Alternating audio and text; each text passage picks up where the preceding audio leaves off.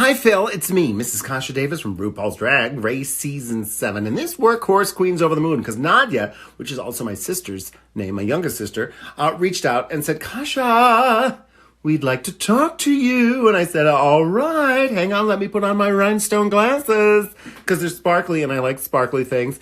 And I've always liked sparkly things ever since a little boy, girl, gal, girl, boy, fella, person. I remember liking things that were meant for girls, like dolls and clothes and pink. Back in the 70s, 80s, you couldn't even like pink because that was queer or a fag or all the other nasty words that go along with making people feel less than because of them being who they are.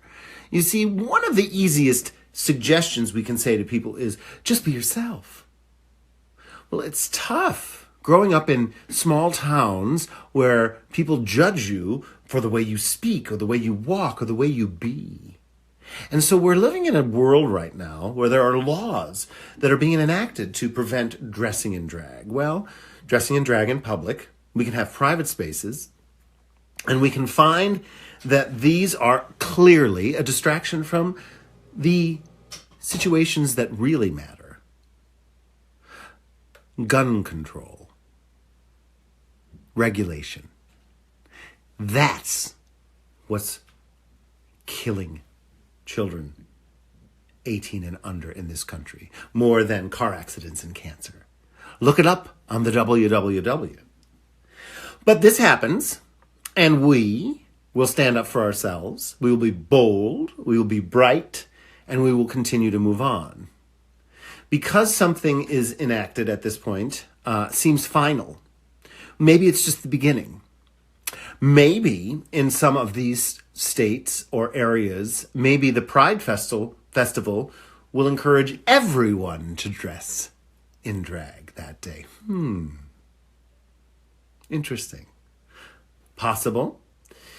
Is this stigma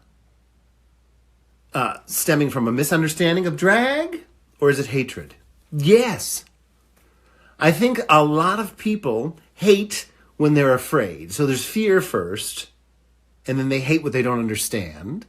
And maybe there's some history there that we're not able to understand.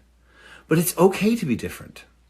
And if I had started embracing all the feminine, all of the masculine, all the different types of me, Ed, he, him, if I had begun to express these loves earlier in life, I might not have gone down some dark roads with alcohol. And maybe, just maybe, I would have had a little bit more self-love earlier on. Now, there are those people who do not understand that there are people in this world that are born in the wrong gender. That's none of our business. We don't have to understand this. Why can't we just treat others with kindness? So that's what we do. We continue to act as if. We continue to support. Sometimes there's reasons to be loud and bold and yell back, and there are other times to educate and to listen and to communicate. The great news is that RuPaul's Drag Race has allowed drag to be talked about and more mainstream in entertainment all over the world. That's the good. With it, there will be some fighting, some misunderstandings, some hatred. I am very proud to be a part of Imagination Station with Mrs. Kasha Davis, a drag story hour that is not only a live show, but that will be a show that's on television. And time will tell. Will it get picked up? Will others start to do more?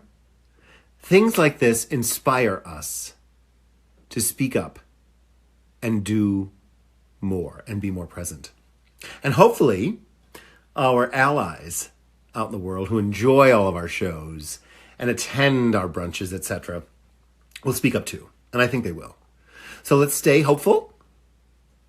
Let's stay positive and be fabulous. Lots of love from our home to yours.